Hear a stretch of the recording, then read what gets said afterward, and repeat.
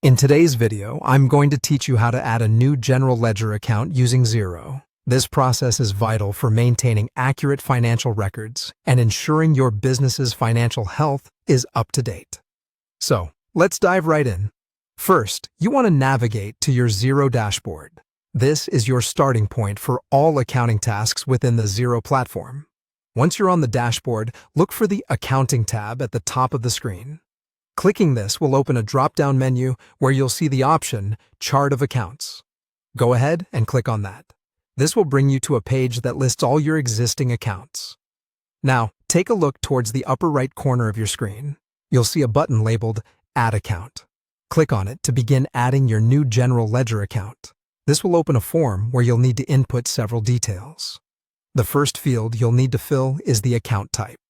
Clicking on this will present you with a list of account types to choose from. Let's say you're adding a current asset account. Select Current Asset from the drop-down menu. Picking the right account type is essential as it determines how the account behaves in your financial reports. Next, move on to the code field. This code is a unique identifier for your account, so make sure it's something you can easily associate with the type of account you're creating. It's a good idea to follow any existing numbering conventions your company uses to ensure consistency. After setting the code, you'll fill in the name of the account.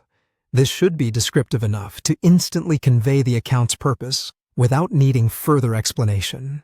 Naming your accounts systematically helps in quickly identifying them during future transactions or audits. You'll also see an optional description field. While it's not mandatory, adding a short description can be very beneficial down the road, especially if the account's purpose isn't immediately obvious to someone reviewing your financial records. Next, you'll come to the Tax section. Click to select the appropriate tax rate for this account. The choice of tax rate depends on what sort of transactions this account will be involved in. For instance, if applicable, you might choose MB, GST, RST on purchases, 12%. Which is just an example. So ensure you select an accurate one according to your geographical and business settings.